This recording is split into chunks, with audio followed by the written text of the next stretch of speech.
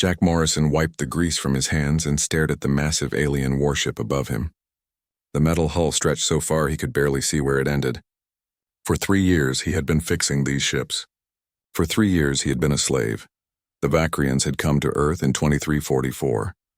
They had better weapons, faster ships, and no mercy. The war lasted 6 months. Earth surrendered when the Vakrian fleet burned New York, Tokyo, and London in a single day. Now humanity served the Empire, scattered across 100 worlds, working in mines and factories and repair stations. Jack had been a military officer once. He had led soldiers and made decisions that mattered.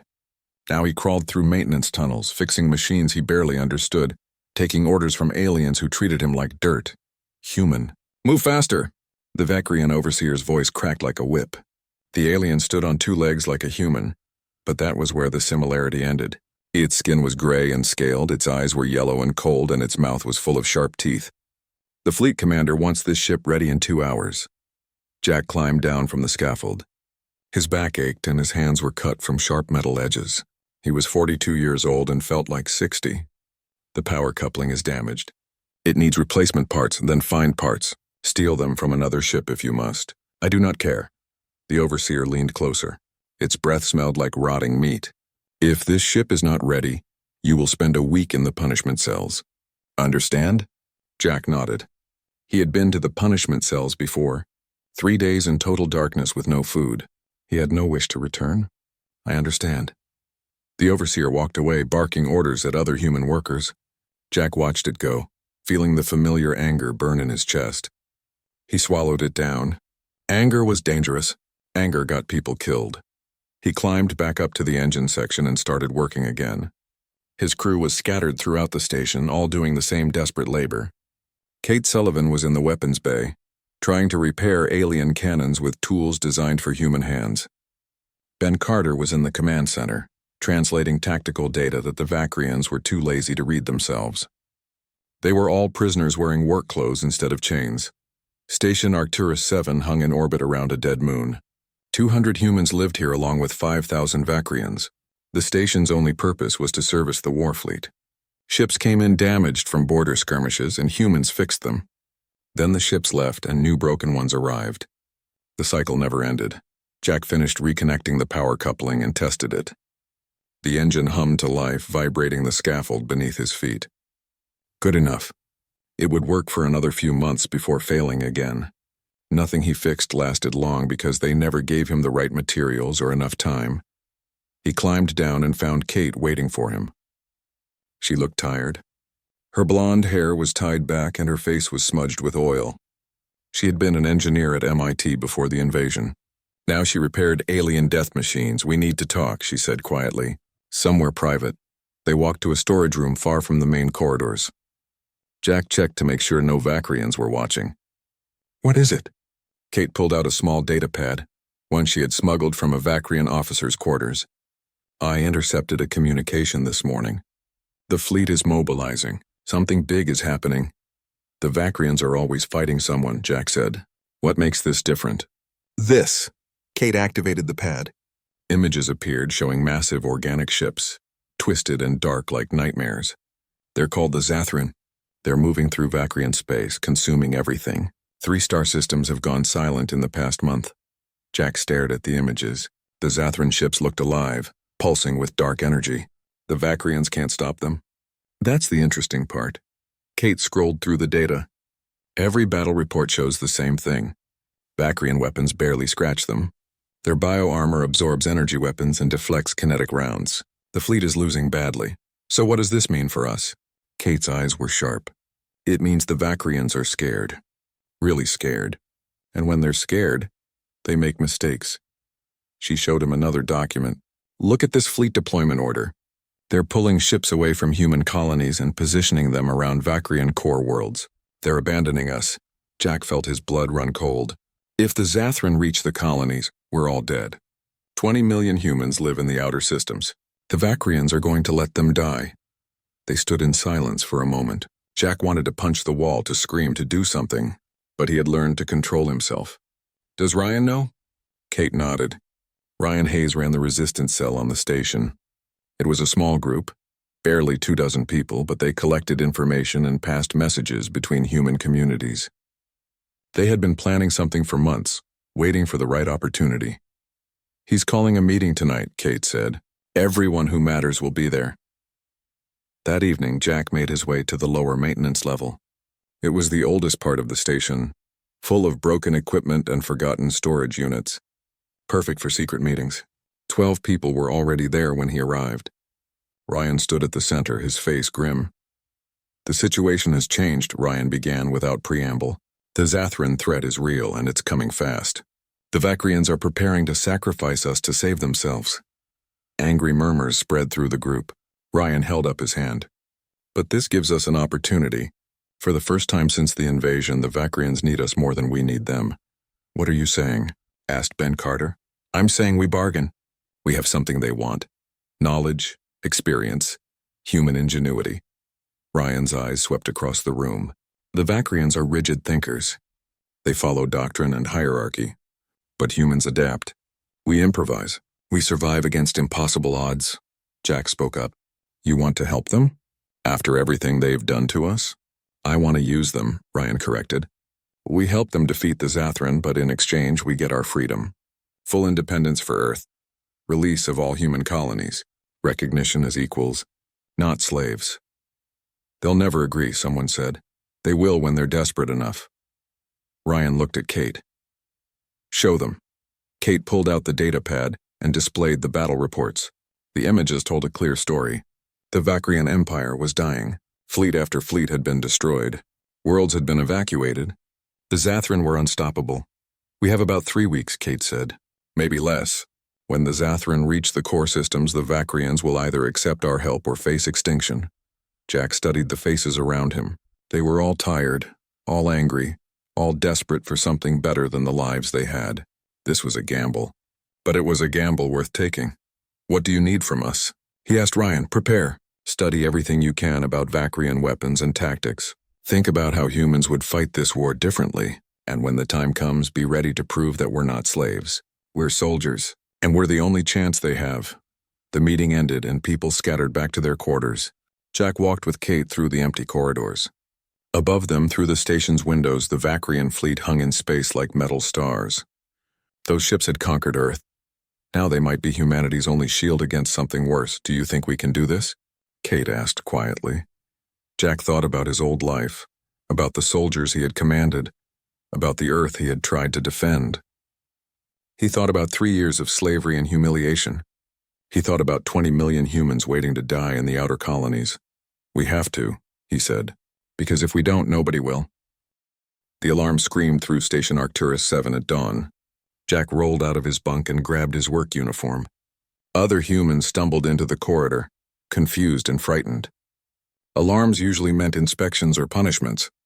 This sounded different. This sounded like panic. A Vakrian guard ran past them without the usual insults or shoves. That alone told Jack something was very wrong. Vakrians never hurried unless lives were at stake. Specifically, their own lives. He found Kate in the main hangar. She was staring at a massive display screen showing a star map. Red icons were spreading across it like blood in water. "They hit the outer colonies last night," she said. 4 systems. Complete communication blackout. The Zathran? Who else? Kate's voice was tight. 2 of those systems had human populations. About 3 million people. Jack felt sick. 3 million gone in a single night. He wanted to ask if there were survivors, but he already knew the answer. The Zathran did not leave survivors. A commotion near the command center drew their attention. High Commander Vekthar had arrived on the station. He was larger than most Vakrians, his scales darker, his rank markings prominent. He was shouting at his subordinates, and even from a distance Jack could hear the fear in his voice. "All ships to defensive positions. I want every available vessel at the border within 6 hours." But Jack had seen the deployment orders. There were not enough ships. Not nearly enough. Hours passed in chaos. The station was a storm of activity as Vakrian officers tried to coordinate a response. Humans were pushed aside, forgotten in the panic. Jack gathered his crew in the storage room again. Ryan was already there with Ben and a woman named Megan Taylor. Megan was a xenobiologist who had been studying alien diseases before the invasion. Now she worked in the station's medical bay, Treating injuries the Vacrians considered beneath their own doctor's attention. She had sharp eyes and a sharper mind. "I've been analyzing the Zathran samples the fleet collected," Megan said without greeting. She spread several images across a makeshift table. "They're not a species. They're a biological weapon that evolved into an ecosystem. Every Zathran organism is connected to a central intelligence. They adapt based on what they encounter." "Can they be killed?" Ryan asked. "Everything can be killed. The question is how." Megan pointed to the cellular structure. "Their bioarmor is remarkable. It absorbs energy and redistributes it. Vacrian plasma weapons just make them stronger. Kinetic weapons bounce off because the armor flexes on impact." Kate leaned forward. "But there has to be a weakness." "Nothing is perfect." "There is," Megan said. "I found it yesterday, but I needed to confirm. The armor works by maintaining a specific cellular frequency. If you disrupt that frequency, the whole structure collapses." "What kind of disruption?" Jack asked.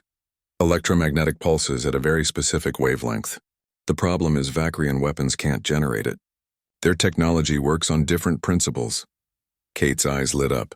"But human technology could. Our old EMP weapons operated on those frequencies. We designed them to disable electronics, but if the wavelength is right, it would tear through Zathran armor like paper." Megan finished. Ryan stood up. "This is it. This is our leverage. We take this to the Vacrians. We offer to help them build new weapons, design new tactics, but only if they negotiate." "They'll never listen to slaves," Ben said. "We need someone on the inside. Someone who's desperate enough to break protocol." Jack thought for a moment. "Kelthros, the engineering supervisor?" Kate looked skeptical. "He's as bad as the rest." "No, he's pragmatic. I've worked with him for 2 years.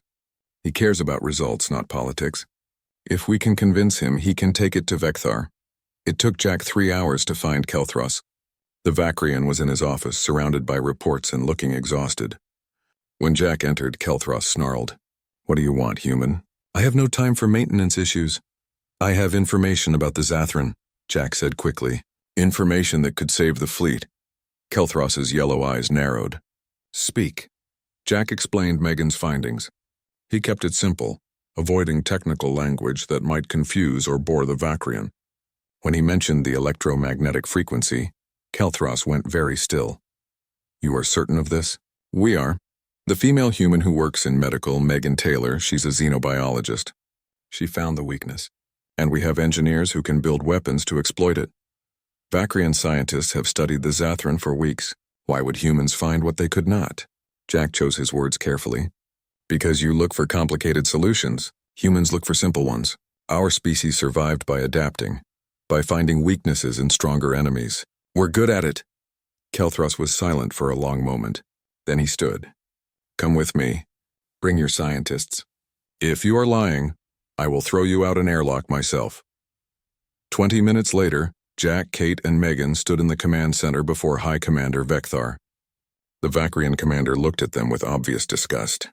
"Kelthros tells me you claim to have found a solution to the Zathran threat. I find this difficult to believe." Megan stepped forward. She had brought her data pad and displayed the cellular analysis.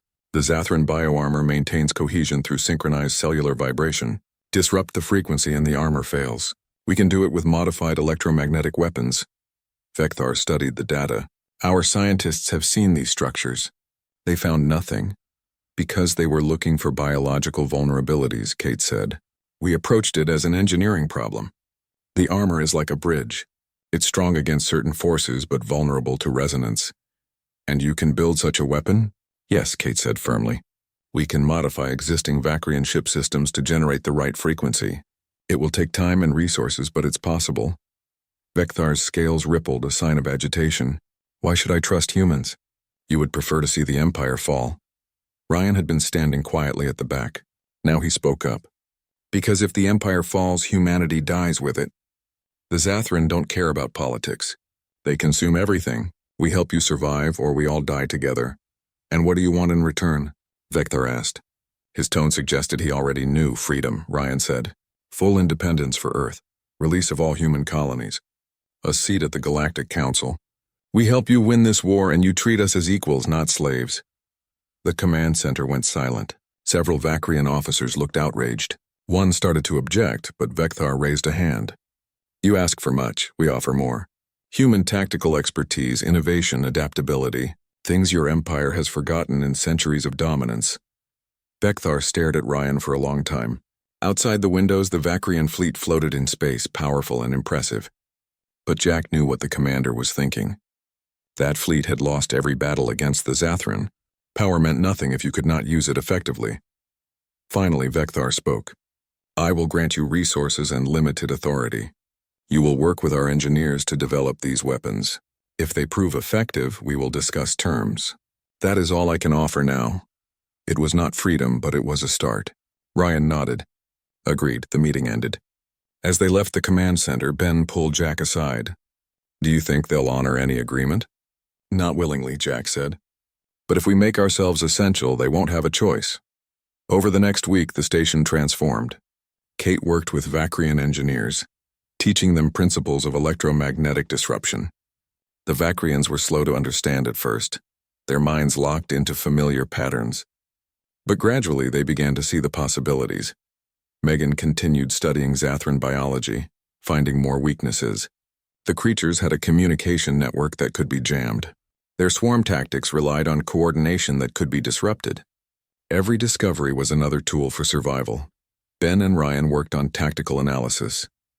They studied Vakrian battle records and found patterns of failure. The Vakrians fought in rigid formations following ancient doctrines. They met every threat head-on with overwhelming force. It had worked for centuries against conventional enemies. Against the Zathran, it was suicide. We need to teach them guerrilla warfare, Ben explained to Vecthar's tactical officers. Hit-and-run attacks. Unpredictable movements. Make the Zathran waste resources chasing shadows. The Vakrians resisted at first. Such tactics were beneath the dignity of the Imperial fleet. But when another two systems fell, resistance turned to desperate attention. Jack led the first test of the new weapons. They modified a patrol ship with electromagnetic generators tuned to Megan's specifications. The ship was small and old, barely worth the metal it was made from. But it would prove the concept. They found a lone Zathran scout ship drifting near an asteroid field. The creature was massive, all twisted organic plating and pulsing biomatter. Kate operated the weapons console, her hands steady. Targeting solution locked, firing. The electromagnetic pulse launched. It was invisible, just a wave of energy racing across space. When it hit the Zathran ship, the effect was immediate and spectacular. The bioarmor rippled and cracked. Entire sections turned gray and brittle. The ship shuddered and began to break apart. It worked, Kate breathed. It actually worked. Jack watched the Zathran ship die. It felt good. It felt like the first step toward something larger. Behind him, the Vakrian observer was already transmitting the results to the fleet. Within hours, orders came down from high command. Full production of electromagnetic weapons for the entire fleet. Human engineers to oversee installation. Human tactical advisors to be assigned to every major vessel. For the first time in 3 years, humans were not just slaves. They were assets. They were necessary. But Jack knew the real test was coming. The Zathran main fleet was moving toward Vakrian core territory, millions of alien ships all hungry and unstoppable. When that battle came, humanity would prove its worth or die trying. He found Kate in her quarters that evening. She was exhausted but smiling. We did it, Jack. We actually made them listen. This is just the beginning, Jack said. The hard part comes next. I know. But for the first time since Earth fell, I feel like we have a chance. Not just to survive, but to be free. Jack nodded. Outside the window, the stars burned cold and distant. Somewhere out there, the Zathran were coming, and humanity was preparing to meet them, not as slaves. As warriors, the first real battle came 2 weeks later. Jack stood on the bridge of the Vakrian battlecruiser Dominator, watching the tactical display. Beside him, Commander Vecthar studied the same screen with unreadable yellow eyes. 300 Vakrian ships hung in formation, waiting. Ahead of them, space itself seemed to writhe with darkness. The Zathran fleet emerged from the outer system. There were thousands of them.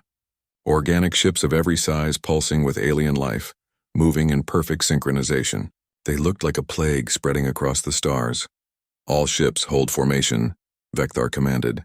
Prepare to fire on my mark. Jack watched the Vakrians position themselves in traditional battle lines. Neat rows of ships, each one supporting the others, creating overlapping fields of fire. It was textbook Imperial Navy doctrine. It was also exactly what the Zathran expected. "Commander," Jack said carefully, "we should break formation. Scatter into smaller groups and attack from multiple angles." Vekthar's scales rippled with irritation. "The Imperial fleet does not scatter like frightened prey. We hold the line." Jack bit back his frustration. He had been trying to teach the Vakrians new tactics for weeks, but centuries of tradition died hard. "The Zathran adapt to patterns. If we're predictable, they'll counter us. You are an advisor, human, not a commander. Remember your place." The Zathran ships accelerated. They moved faster than anything that size should move, their biomatter rippling with stolen energy. At 5,000 kilometers, they began to fire. Streams of corrosive biological matter shot across space, impacting the Vakrian shields. "All ships return fire," Vekthar ordered. The Vakrian fleet responded. 300 ships unleashed their new electromagnetic weapons, the weapons Kate and her team had built. The weapons that human ingenuity had designed. The effect was devastating. The electromagnetic pulses tore through the Zathran bioarmor like it was paper. Ships that had been unstoppable weeks ago cracked and shattered. Entire sections of the enemy fleet collapsed into dead organic matter, but the Zathran did not break. They did not retreat.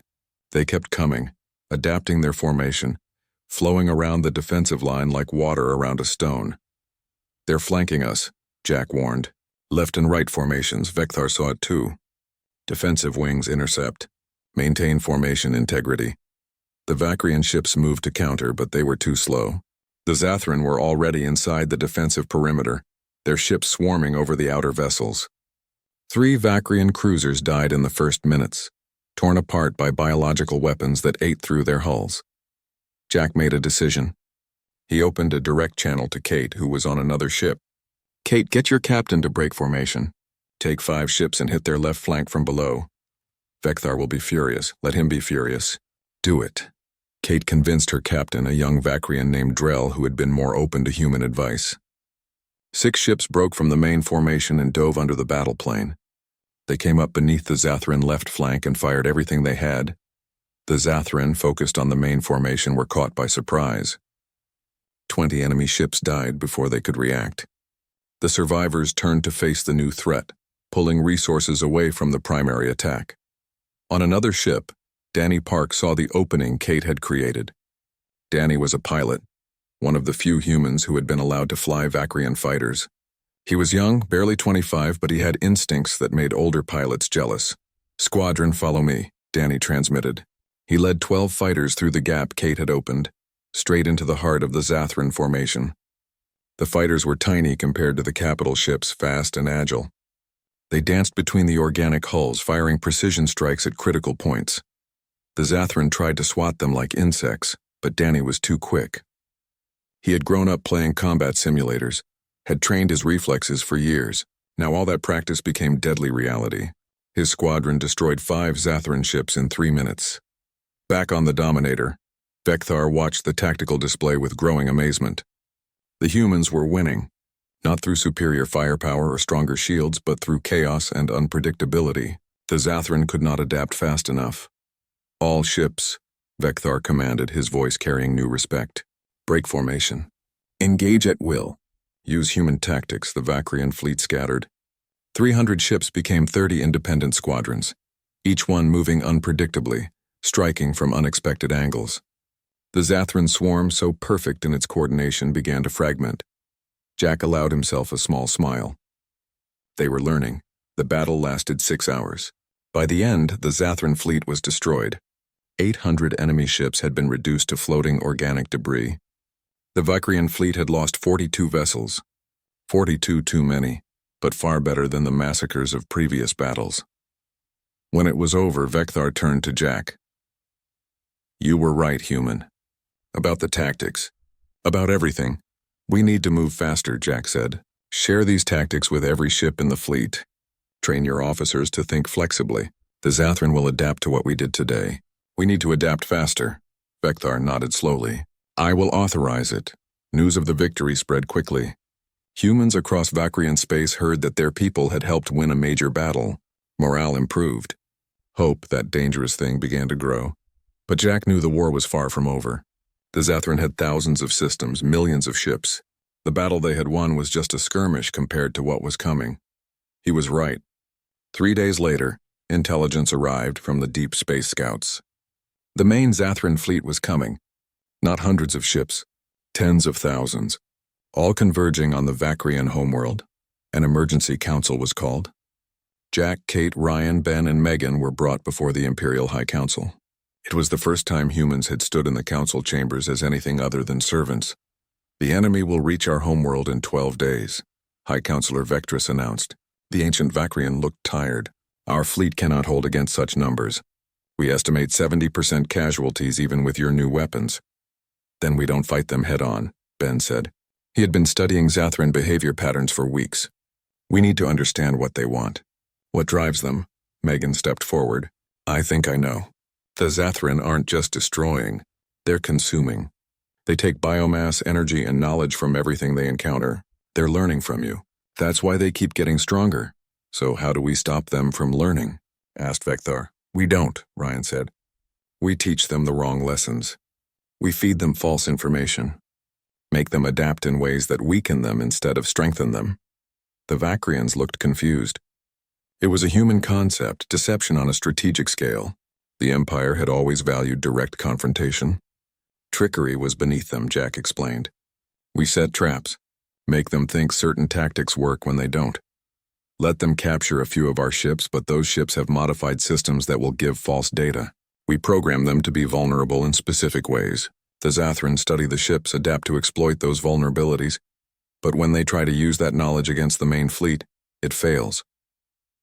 You want to deliberately lose ships? Vectress looked horrified. Empty ships, Kate clarified. We evacuate the crews first. The Zathran won't know the difference. It was insane. It was completely outside Vakrian military philosophy. It was also the only chance they had. The council debated for hours. Finally, they agreed. The humans would have full authority to implement their plan. It was a sign of how desperate the situation had become. Over the next 10 days, Jack and his team worked without sleep. They prepared dozens of ships with false systems and misleading technology. They designed elaborate tactical scenarios that would lead the Zathran into carefully prepared kill zones. They coordinated with every human across the fleet, teaching them their roles in the deception. Nicole Brooks, a communications specialist, played a crucial role. She had been studying Zathran communication patterns and figured out how to jam their coordination signals, not permanently but for crucial seconds during battle, enough to create confusion in their perfect formations. It's like a language, Nicole explained to a group of Vakrian technicians. They use biological radio waves. If we generate interference on the same frequencies, we can make them mishear each other, like shouting in a crowded room. The Vakrians were skeptical but gave her the resources she needed. Nicole built jamming devices and installed them across the fleet. They were experimental and might not work, but might was better than nothing. Claire Martinez, a medic, prepared the medical base for mass casualties. She knew the coming battle would be brutal. She trained Vakrian medical staff in human emergency techniques, methods that were faster and more efficient than traditional Imperial procedures. You can't afford to be careful, Claire told them. In combat, speed matters more than perfection. Save who you can, move to the next patient. Triage is everything. The Vakrians found her methods crude but effective. She was saving lives that would have been lost under their slower procedures. On the 11th day, the Zathran fleet arrived. It was larger than anyone had feared. 20,000 ships, each one a nightmare of organic technology. They surrounded the Vakrian homeworld like a noose tightening. The Vakrian fleet, 6,000 ships strong, moved to intercept. Jack stood on the Dominator's bridge again, but this time Vecthar listened to every word he said. Remember the plan, Jack said over the fleet-wide channel. Let them think they're winning at first. Draw them in, then spring the trap. The battle began. The Vakrians pretended to fight in their old style, rigid formations and predictable tactics. The Zathran adapted quickly, exploiting the weaknesses they had learned. They swarmed over the defensive lines, destroying the prepared sacrificial ships. But as they fed on those ships, studying them and absorbing their technology, they were learning lies. The Zathran began to adapt in ways that actually made them weaker. Now, Jack commanded. Nicole, activate the jammers. Across the fleet, Nicole's devices came online. The Zathran coordination network shattered into chaos. For 10 seconds, the enemy ships could not communicate properly. They drifted, uncertain, their perfect formation falling apart. All ships attack pattern chaos, Jack ordered. The Vakrian fleet, mixed with human-commanded squadrons, tore into the confused enemy. Danny's fighter wings targeted the command organisms. Kate's cruiser group hit them from angles they had thought were safe. Ben's tactical predictions guided every movement. The Zathran tried to adapt, but they were adapting to false information. Every counter they attempted played into another trap. The humans had turned the enemy's greatest strength, their ability to learn and adapt, into a fatal weakness. The battle raged for 18 hours.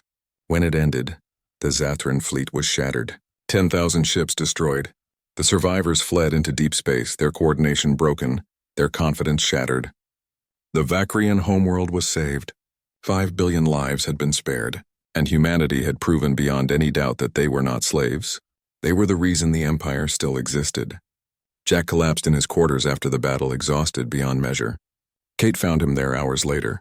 "We did it," she said quietly. "We actually did it." "We did," Jack agreed. "Now comes the hard part. Making them keep their promise." The victory celebrations lasted 3 days. The Vakrian homeworld erupted with joy. Their capital city, a sprawling metropolis of crystalline towers and ancient monuments, lit up with displays honoring the fleet. For the first time in recorded history, humans were included in those honors. But Jack knew better than to trust celebrations. In a private meeting on Station Arcturus 7, he gathered his core team: Ryan, Kate, Ben, Megan, Danny, Nicole, and Claire, the people who had made victory possible. "The council is stalling," Ryan reported. "They keep saying they need time to review the terms. Time to consult with other provinces. Time. But what they really want is for us to forget about freedom now that the immediate threat is over." "The Zathran aren't finished," Ben said. He had been monitoring deep space sensors. "They've regrouped in the outer territories. Maybe 5,000 ships left. They're licking their wounds, but they'll come back eventually." "Then we remind the council that they still need us," Jack said. "The war isn't over. It won't be over until the Zathran are completely destroyed or driven beyond Vakrian space." Kate looked worried. "What if they decide they've learned enough from us? What if they think they can finish the war without human help?" It was a valid concern. Over the past weeks, Vakrian officers had been absorbing human tactics and strategies. Some of them might believe they no longer needed their former slaves. "Then we make ourselves essential in other ways," Ryan said. "We've been focusing on military applications. But human innovation can help rebuild what the war has destroyed. We can offer technological advances, social reforms, economic improvements, make them dependent on us in ways they can't easily replace." Megan nodded. "I've been working with Vakrian scientists on medical research. They're amazed at how differently we approach problems. We could save countless lives with better healthcare systems. And I've been teaching their engineers about distributed networks," Kate added. "Their technology is powerful but inflexible. We can help them build systems that adapt and evolve." Jack listened to them planning. They were thinking beyond mere survival now. They were thinking about a future where humans and Vakrians existed as partners. It was ambitious, maybe too ambitious, but after everything they had achieved, maybe ambitious was exactly what they needed. The emergency came 2 days later. Long-range sensors detected a massive energy signature in the Corval system, a major Vakrian colony world with 2 billion inhabitants. The Zathran had not retreated. They had repositioned for a devastating strike at a softer target. Alarms shrieked across the fleet. Ships scrambled to form a response force. But Corval was 6 days away at maximum speed. "The Zathran would reach it in 4. We need to get there faster," Vekthar said, staring at the tactical map in frustration. "But our fastest ships cannot exceed the hyperspace limits." Luke Stevens stepped forward. He was a human tactical coordinator who had been quietly observing. "What if we don't use hyperspace? What if we use gravity slingshots?" The Vakrians looked confused. Luke explained. "Calculate a route that takes us through several star systems. Use gravitational assists from each star and major planet to accelerate without burning fuel. It's risky and requires precise navigation, but we could cut travel time to 3.5 days. That would require navigating through hazardous zones," a Vakrian officer objected. "Asteroid fields, solar radiation, gravitational shears. Then we need good pilots," Luke said simply. Danny Park was already pulling up star charts. "I can plot the course." Get me 6 hours and access to your navigation computers. Vecthar made the decision. Do it, take our fastest squadron. 20 ships. Human navigators on every bridge. 6 hours later, 20 ships launched on an impossible trajectory. Jack was on the lead ship with Vecthar. Kate, Danny, and Luke were spread across the squadron. They dove through the first star system, skimming close to the sun, letting gravity whip them forward at increasing speeds. It was terrifying. The ship shook and groaned from the gravitational forces. Radiation warnings screamed. But the human navigators held steady, making tiny course corrections that kept them on the narrow, safe path. They made it through the first system, then the second. By the third, even the Vakrians were starting to believe it might work. They reached Korval with 6 hours to spare. The Zathran fleet was already in orbit, preparing to land their spores on the surface. Once those spores reached the planet, the population would be consumed within days. We're outnumbered 5-1, Vecthar observed. And reinforcements are still days behind us. Then we don't fight fair, Jack said. He was tired of fair fights. Danny, how many fighters do we have? 40 between all ships. Not enough for a direct assault, but enough for a distraction. Jack pulled up a map of the planet. Their fleet is concentrated over the main continent. If we hit them from the outer atmosphere, make them think we're landing ground forces, they'll have to spread out to cover all potential landing zones. But we don't have ground forces, Vecthar said. They don't know that. We drop empty pods. By the time they realize the trick, we'll have flanked their main fleet with our capital ships. It was another deception, another human trick. The Vakrians were learning that sometimes the best weapon was not the biggest gun, but the cleverest lie. The plan worked better than expected. Danny led the fighters down through the atmosphere, their sensors screaming about heat and pressure. They released hundreds of empty drop pods that fell toward the surface. To Zathran sensors, they looked like an invasion force. The enemy fleet split up, rushing to intercept the supposed ground troops. That's when Vecthar's 20 ships struck from orbit. They hit the divided Zathran fleet with everything they had. The electromagnetic weapons, now improved with weeks of refinement, tore through enemy bio-armor. But the Zathran were learning too. They had adapted since the last battle. Their armor was thicker now, more resistant. The weapons that had been devastating before were now just effective. The battle turned into a brutal slugging match. On the surface of Korval, Amy Richardson was coordinating the evacuation of the major cities. She was an intelligence officer who had been stationed on the planet when the alert came. Now she was racing against time to get civilians into shelters. We need more time, she transmitted to the fleet. The cities are too large. We can't evacuate everyone in time. How long do you need? Jack asked. 4 hours minimum. Jack looked at the tactical display. The Zathran were regrouping. More ships were arriving from the outer system. If the fleet stayed in orbit for 4 more hours, they would be overwhelmed. We'll hold, Jack said. Get the people to safety. The next 4 hours were hell. The Zathran threw wave after wave at the defending ships. 3 Vakrian cruisers were destroyed.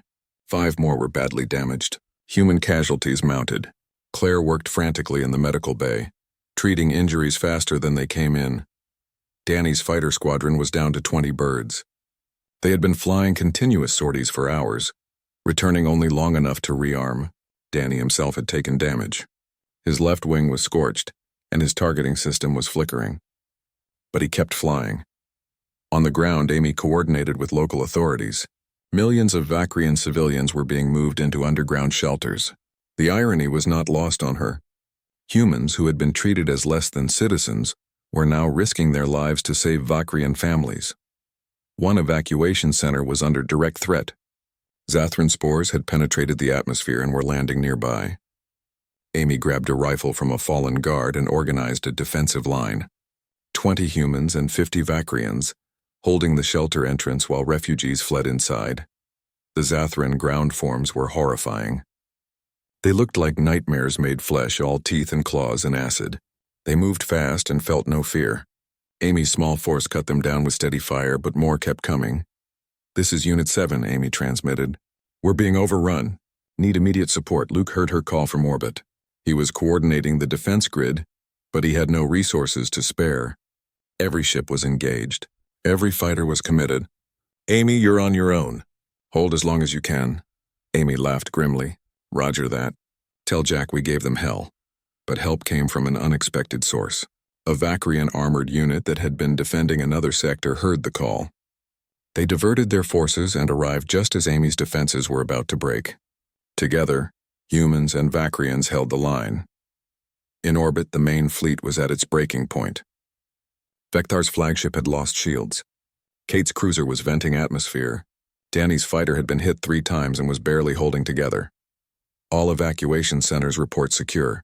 Amy finally transmitted. Civilians are safe. Fleet, withdraw, Vekthar ordered. All ships make for hyperspace. The Vakrian ships pulled back, fighting a desperate retreat. The Zathran pursued, sensing victory, but they had forgotten about the reinforcements. The main fleet, the massive force that had been racing to Corval, dropped out of hyperspace right behind the Zathran. The enemy was caught between 2 forces. The fresh ships hit them with everything they had. Already damaged from hours of fighting, the Zathran fleet collapsed quickly. Within an hour it was over. Corval was saved. 2 billion lives had been preserved. But the cost had been high. 8 ships destroyed. Hundreds dead. Thousands wounded. Jack stood on the bridge of the damaged Dominator, looking at the casualty reports. So many names, so many people who had died fighting for a world that was not their own. Vekthar approached him. The Vakrian commander looked exhausted. His scales were dull, his movements slow. Your people fought well. Many of them died protecting Vakrians. They fought for freedom, Jack said, for the chance at something better than slavery. Yes. Vekthar was quiet for a moment. The High Council has requested your presence. All of you, the human leaders. Another delay? Another excuse? No. Vekthar met Jack's eyes. They want to negotiate. In good faith this time. You have earned that much. Jack wanted to believe him, but trust was a luxury he could not afford. We'll be there. Down on Corval, Amy watched the sunset over the scarred city. Buildings were damaged, fires were still burning, but the people were alive. A Vakrian family approached her. The parents held 2 young children. You saved our lives, the father said. How can we repay you? Amy thought about 3 years of slavery. 3 years of being called inferior.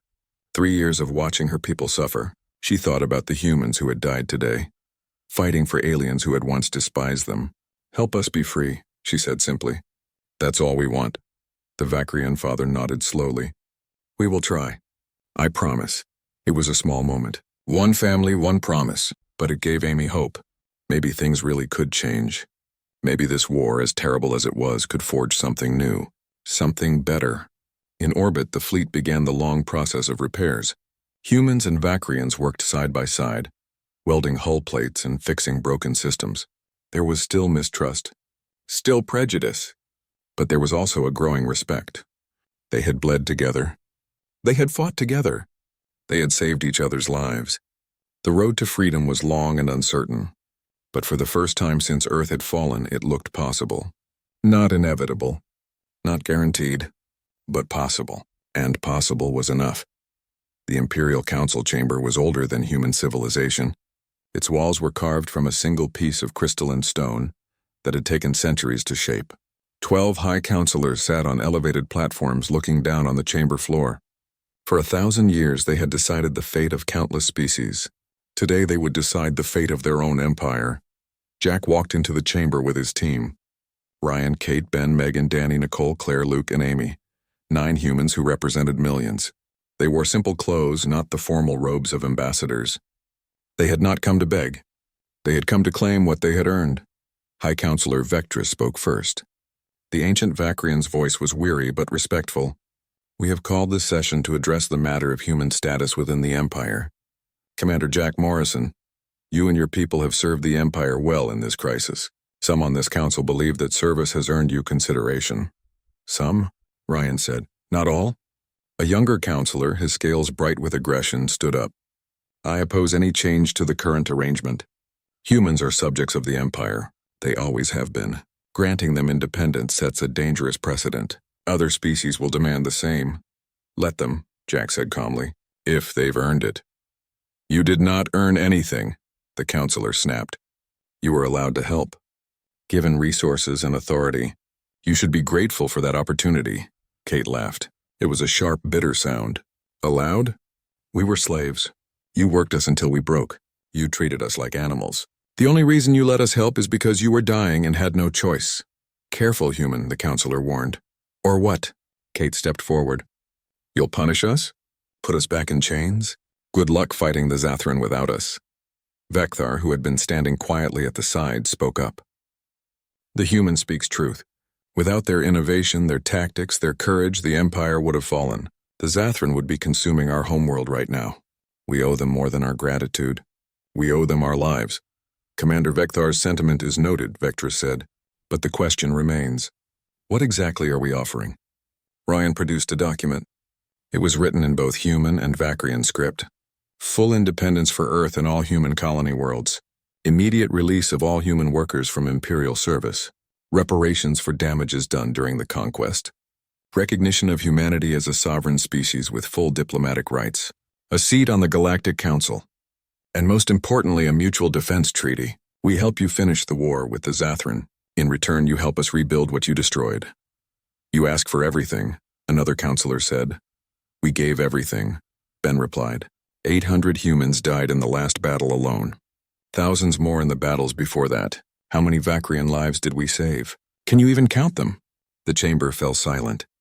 The counselors looked at each other, communicating in subtle ways humans could not fully understand.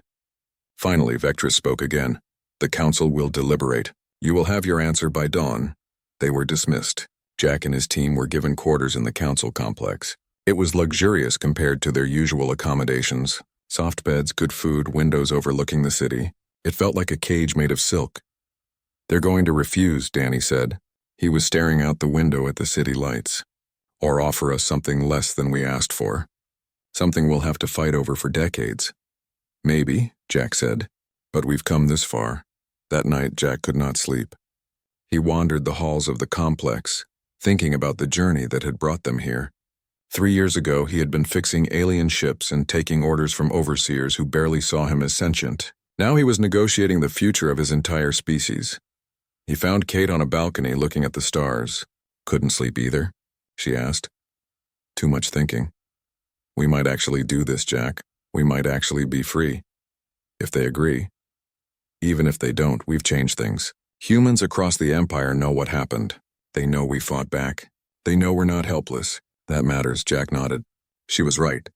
Even if the council refused, even if they had to fight for years more, something fundamental had shifted. Humans had proven themselves. Not to the Vakrians. To themselves. Dawn came slowly.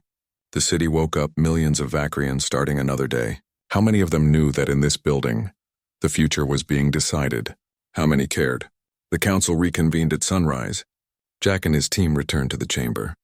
Vectress looked older than before, as if the night's deliberation had aged him. We have reached a decision, the High Counselor said. It was not unanimous. There are those among us who believe we should deny your requests, who believe the Empire should remain as it has always been. Jack's heart sank. Here it comes. The refusal. The excuse. The half-measures. But they are outvoted, Vectress continued. By a margin of 8-4, the Council has agreed to your terms. All of them. The words hung in the air like magic. Jack felt like he had been punched. All of them? Everything they had asked for? Earth will be recognized as an independent world, Vectress said. All human colonies will be released from Imperial control. Reparations will be paid over the next 10 years. Humanity will be granted a seat on the Galactic Council. And a mutual defense treaty will be established between our species. Ryan was speechless. Kate was crying. Ben was laughing in disbelief. They had done it. Against all odds, they had actually done it. There is one condition, Vectress added. The Zathran War is not over. We need your help to finish it. Not as slaves. Not as subjects, as allies. Will you fight with us to end this threat? Jack looked at his team. He saw the exhaustion in their faces. The scars, the pain. They had given so much already. It would be easy to say no, to take their freedom and leave the Vakrians to finish their own war. But that was not who they were. We'll fight, Jack said. But on our terms. Human commanders have equal authority with Vakrian commanders. Our strategies are followed, not dismissed. And we protect all innocent lives, not just Vakrian ones. Agreed, Vectress said. The Council has already approved these arrangements. The treaty was signed that afternoon. It was a strange ceremony, formal and stilted. But it was real. Humanity was free. News spread across the Empire within hours. On Station Arcturus 7, human workers dropped their tools and wept with joy. On colony worlds, people celebrated in the streets. On Earth, still scarred from the invasion, the news was received with cautious hope. But the war was not over. Intelligence reports showed that the Zathran were gathering for one final assault. They had learned from their defeats. They had adapted. They were coming with everything they had left. Jack stood in the command center of a newly commissioned human warship. It was called the Freedom, built by human hands with Vakrian technology. It was the first of a new fleet. Not slaves repairing alien machines. Engineers creating something of their own. Beside him stood Kate, now chief engineer. Ben was tactical officer. Danny commanded the fighter wing. The crew was entirely human, but they worked alongside Vakrian ships as equals. The final battle came 3 weeks later. The Zathran emerged from deep space with 4,000 ships, every survivor of their once mighty swarm. They were coming for the Vakrian homeworld again, determined to finish what they had started. The combined fleet met them in the outer system. 6,000 human and Vakrian ships fighting side by side. The tactics they used were a blend of both species. Vakrian firepower combined with human adaptability, it was a new way of war. Nicole's jamming technology had been improved. She could now disrupt Zathran communications for minutes at a time. Megan had discovered new biological weapons that attacked the enemy's organic systems directly. Claire had trained medical teams that could save lives that would have been lost before. The battle lasted 2 days. It was the largest space engagement in galactic history. Ships died by the hundreds. Lives were lost by the thousands. But slowly, steadily, the combined fleet pushed the Zathran back. Jack found himself fighting alongside Vecthar. The two commanders had learned to trust each other. When Jack suggested a risky maneuver, Vecthar approved it. When Vecthar needed a tactical assessment, he asked Jack's opinion. They were partners. On the second day, Amy led a boarding party onto a Zathran command ship. It was a suicide mission, but she volunteered anyway. Her team fought through bioorganic corridors filled with nightmares. They reached the central chamber and planted charges that would destroy the ship's coordination systems. "Amy, get out of there," Jack transmitted. "The charges are about to blow. 30 seconds, boss. We're running." She made it, barely. Her team escaped just as the ship exploded. The loss of the command ship threw the Zathran fleet into chaos. The coordination that made them so effective shattered completely. That was the turning point. The Zathran fleet broke and fled. Danny's fighters pursued them to the edge of the system, making sure they kept running. The war was over. Or at least this chapter of it was. Intelligence suggested the Zathran had more forces deeper in unexplored space. But they had been beaten back. They had learned that this region of space was defended, that humans and Vakrians together were too strong to overcome. In the aftermath, humanity began the work of rebuilding. Earth received massive aid from the Vakrian Empire. Reparations as promised. Cities were reconstructed. Technology was shared. Humans spread out from their homeworld. No longer as slaves, but as explorers and traders. Lisa Chen became Earth's first ambassador to the Galactic Council. She spoke with authority now, not mockery. Other species listened when she talked. Humanity had earned its place. Jack returned to Earth for the first time in 3 years. He stood in front of the memorial they were building in Washington. A tall monument of black stone, listing every human who had died during the conquest and the war. The inscription at the base read, "They called us slaves. We proved them wrong." Kate joined him. She had been offered a position as chief engineer for the entire human fleet. She was still deciding. "What will you do now?" she asked. "I don't know. Maybe teach. Pass on what we learned to the next generation. Make sure they understand what it cost to get here. Think the peace will last?" Jack looked up at the stars. There were so many unknowns out there, so many threats they did not yet understand. "I don't know, but at least we'll face them as free people, not as slaves." Across the galaxy, on 1,000 worlds, humans and Vakrians worked together to rebuild what the war had destroyed. It was not perfect. There was still prejudice, still mistrust, still pain from the years of conquest. But something had changed. Something fundamental. Two species had learned that they were stronger together than apart. That respect could be earned. That freedom was worth fighting for. The Vakrian Empire would never be the same.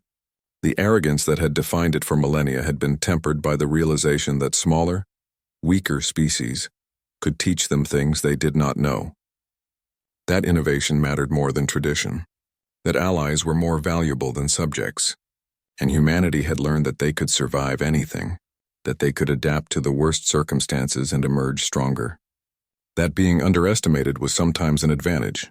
Years later, when historians wrote about this period, they called it the turning point. The moment when the old order fell and a new one emerged. The moment when humanity proved that slaves could become saviors. Jack Morrison lived to be 87. He spent his later years teaching at the new military academy on Earth. He told his students about the war, about the sacrifices, about the friends he had lost, and about the moment when humanity stopped being victims and started being heroes. On the last day of his life, surrounded by friends and family, someone asked him if it had been worth it. All the pain, all the loss, all the struggle. Jack smiled. We were called slaves.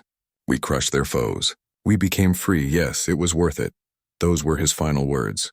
They were carved on his tombstone, alongside the names of Kate, Ryan, Ben, and all the others who had fought beside him. The generation that had changed everything. Above Earth, human ships patrolled the space lanes. Some were military vessels. Others were trade ships or exploration craft. They flew under humanity's banner, proud and free. The Vakrians honored their treaty. The reparations were paid.